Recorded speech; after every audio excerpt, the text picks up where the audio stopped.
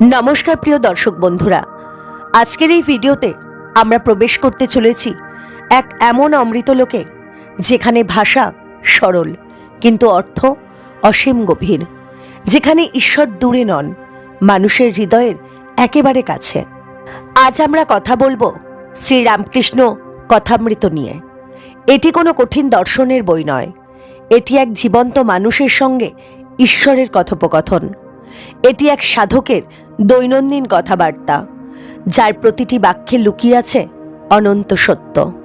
শ্রী রামকৃষ্ণ পরমহংসদেব, যিনি ছিলেন না কোনো পণ্ডিত, যিনি লিখে যাননি মোটা মোটা গ্রন্থ, কিন্তু যার মুখের একটি কথাই হাজার বইয়ের সমান। আর সেই অমূল্য কথাগুলিকেই শ্রী মহেন্দ্রনাথ গুপ্ত, যাকে আমরা জানি এম নামে, লিপিবদ্ধ করেছেন শ্রী শ্রী রামকৃষ্ণ কথামৃত গ্রন্থে। আজকের এই ভিডিওতে আমরা সহজ হৃদয়স্পর্শী বাংলা ভাষায় শ্রী রামকৃষ্ণের মূল বাণীগুলি গল্পের মতো করে তুলে ধরব। এই ভিডিওটি দেখার সময় আপনি শুধু শুনবেন না, আপনি অনুভবও করবেন। 1836 সালের 18 ফেব্রুয়ারি হুগলি জেলার কামারপুকুর গ্রামে এক সাধারণ ব্রাহ্মণ পরিবারে জন্ম নিলেন গদাধর চট্টোপাধ্যায়। শৈশব থেকেই গদাধরের মধ্যে এক অদ্ভুত ভাব ছিল। খেলা করতে করতে হঠাৎ অচেতন হয়ে যাওয়া, ভগবানের নাম শুনলেই চোখে জল চলে আসা, এইসব দেখে গ্রামের মানুষ বলতো এ ছেলে কোনো সাধারণ ছেলে নয়। গদাধর বড় হয়ে হলেন দক্ষিণেশ্বর কালী মন্দিরের পূজারী। আর এখানেই শুরু হলো এক মহাযজ্ঞ, ঈশ্বরকে দেখার তীব্র আকাঙ্ক্ষা। তিনি বলতেন, আমি ঈশ্বরকে দেখতে চাই যেমন করে আমি তোমাদের দেখছি। এই আকুলতা তাকে নিয়ে গেল চরম সাধনার পথে। শ্রী রামকৃষ্ণদেব বারবার বলতেন, ঈশ্বর আছেন, এতে কোনো সন্দেহ নেই।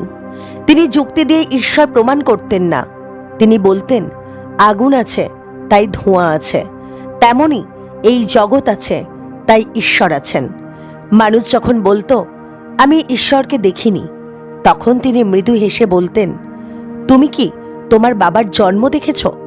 তবুও কি তুমি বিশ্বাস করো না যে তিনি তোমার বাবা? এই ছিল তার ভাষা, সহজ সরল অথচ অকাঠ্য। একদিন এক ভক্ত জিজ্ঞেস করলেন, মহারাজ, ঈশ্বরকে পাওয়া কি খুব কঠিন? শ্রীরামকৃষ্ণ উত্তর দিলেন, কঠিন নয়, শুধু মন চাই। তিনি একটি সুন্দর উপমা দিতেন, মাছ ধরতে হলে প্রথমে মনটা জলে ফেলতে হয়, তেমনি ঈশ্বর পেতে হলে মনটা তাতে দিতে হয়।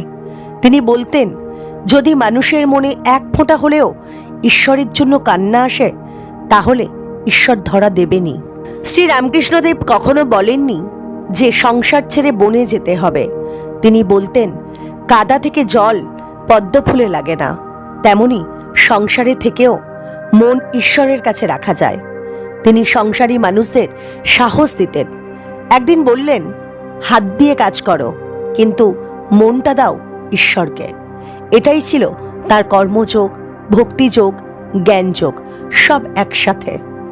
রামকৃষ্ণদেব বলতেন, নারীকে কখনো কামনার চোখে দেখবে না, দেখবে মাতৃরূপে। সব নারী জগৎ জননী, একেই চিনতে পারলে সাধনা অনেক দূর এগিয়ে যায়।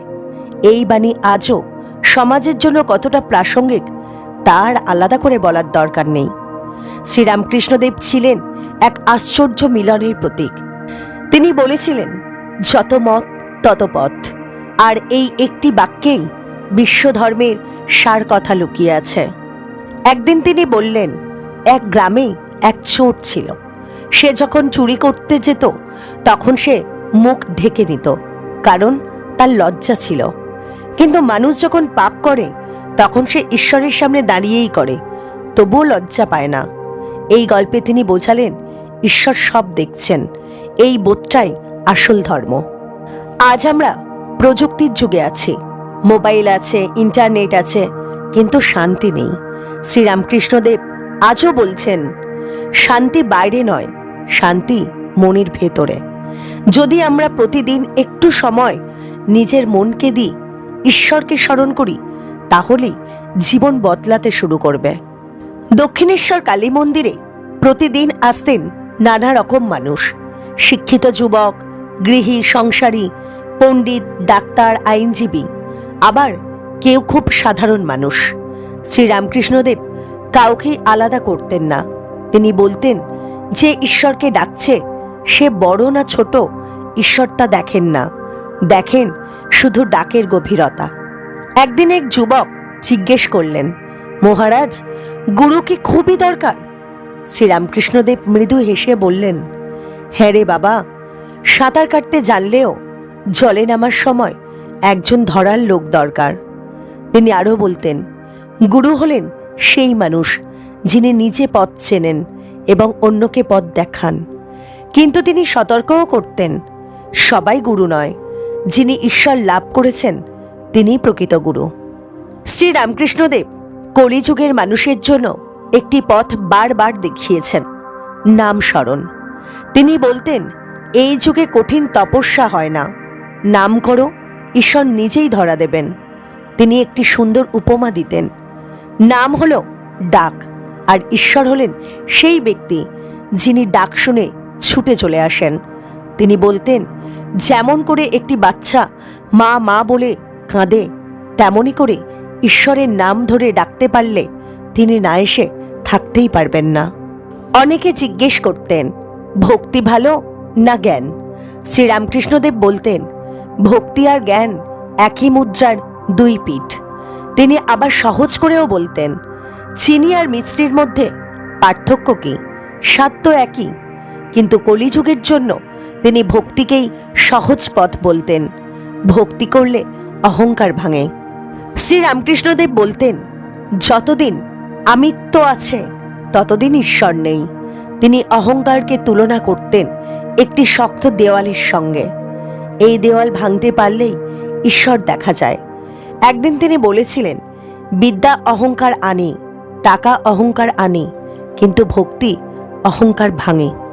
অনেক গৃহী মানুষ বলতেন, মহারাজ, সংসারে থেকে কি ঈশ্বর লাভ করা যায়? শ্রীরামকৃষ্ণদেব দৃঢ়ভাবে বলতেন, হয়, অবশ্যই হয়।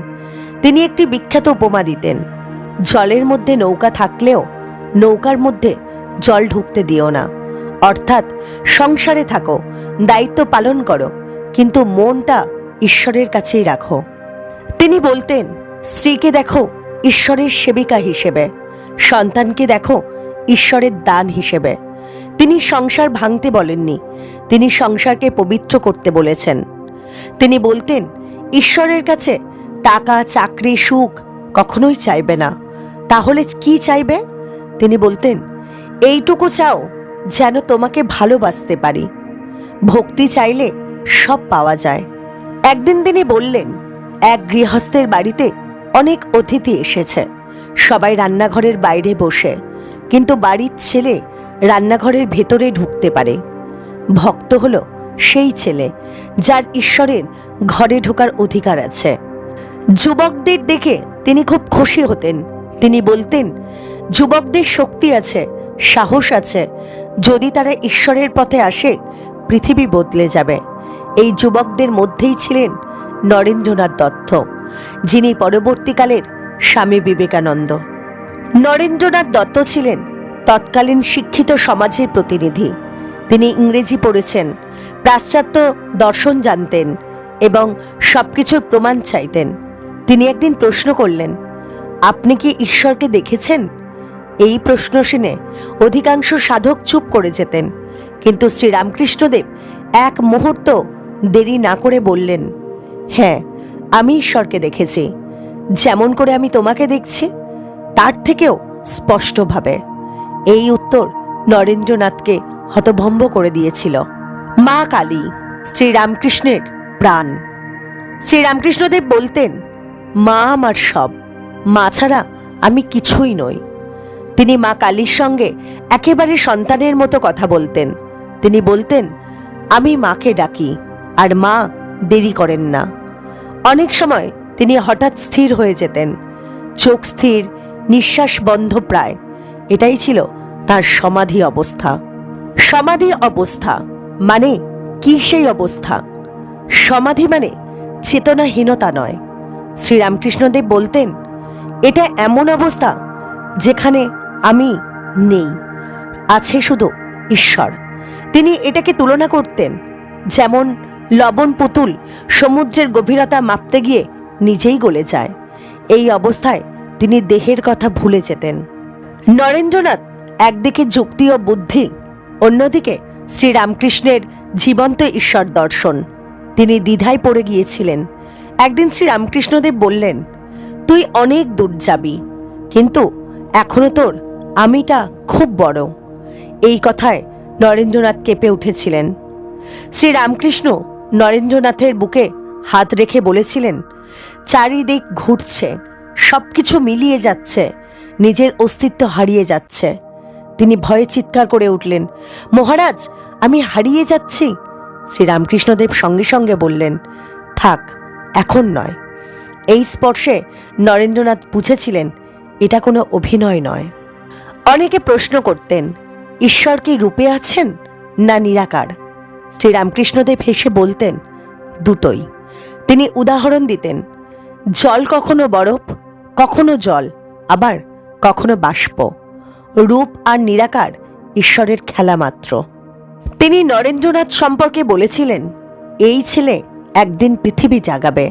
তিনি জানতেন এই যুবকই হবেন ভারতের ধর্মের দূত। শ্রীরামকৃষ্ণদেব বলতেন, জীবে দয়া, শিবে দয়া। তিনি বুঝিয়েছিলেন মানুষের সেবা করলে ঈশ্বর খুশি হন।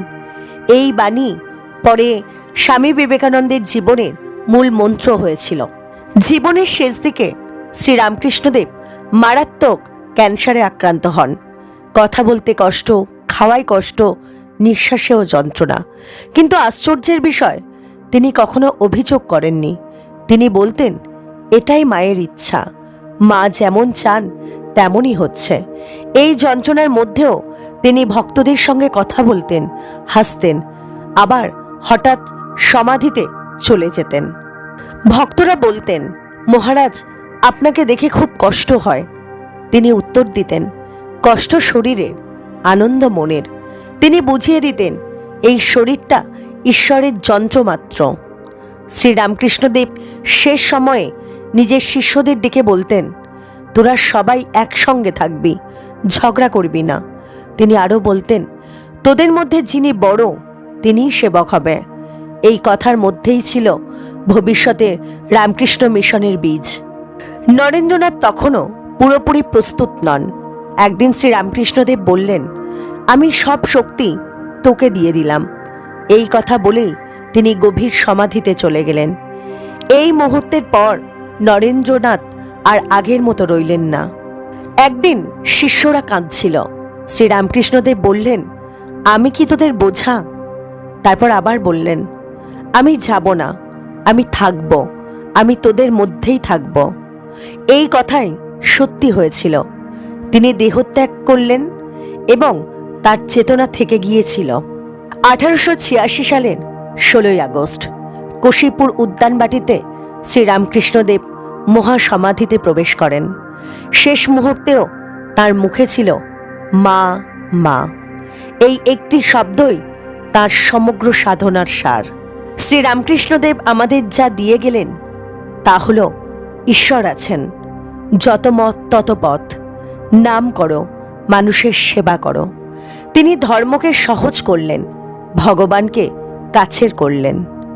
আজকের যুগে মানসিক অশান্তি, হিংসা, অহংকার, একাকিত্ব, শ্রীরামকৃষ্ণ আজও বলছেন, মনটাকে ঈশ্বরকে দাও। তিনি বলছেন, ভক্তি মানে পালানো নয়, ভক্তি মানে সাহস।